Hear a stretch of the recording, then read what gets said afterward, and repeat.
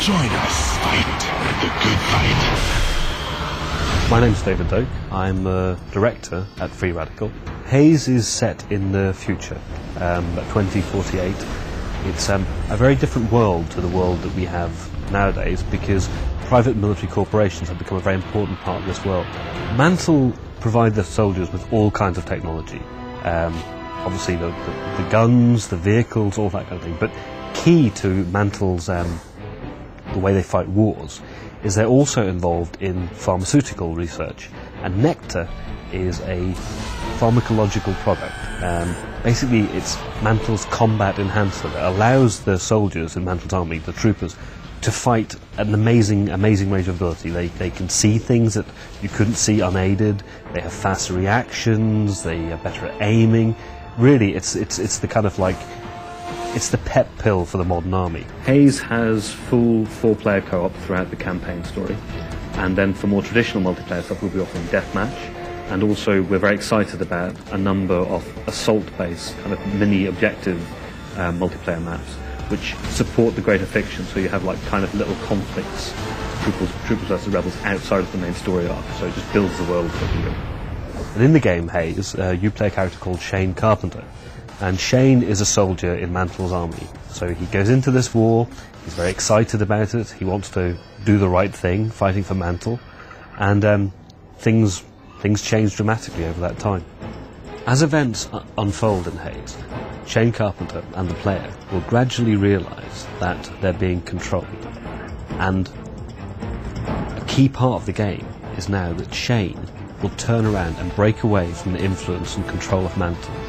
There are two key aspects to the way that the rebels fight against Mantle.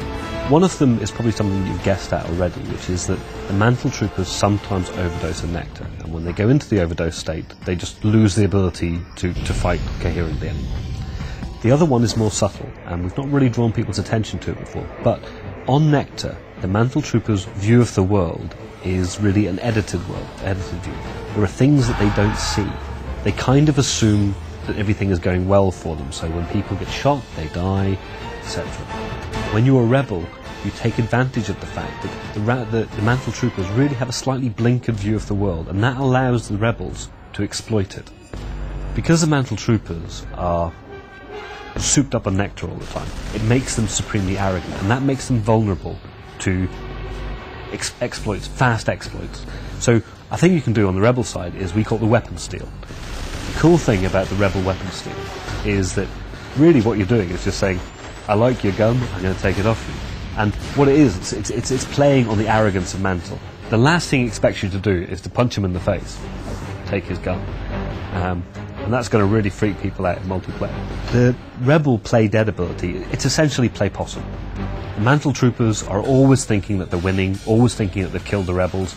If you're nearly dead, suddenly you're allowed to play dead. And that means that they'll ignore you as a target, and you can jump up and outflank them, surprise them. The really cool thing about being on the rebel side is that you now have to work on your wits and your knowledge of ways to exploit Nectar against the troopers. So it's no longer, I'll just press this button and I get these abilities. It's looking for ways which you can make the troopers go wrong, or ways that you can get the jump on them because they're taking Nectar. And with Haze, we want to be creating really the shooter that people think of when they think of PS3. And we think that this is a really excellent window of opportunity for us to step into the spotlight and to show what Haze is really capable of. Haze will be available in November 2007, exclusively on PlayStation 3.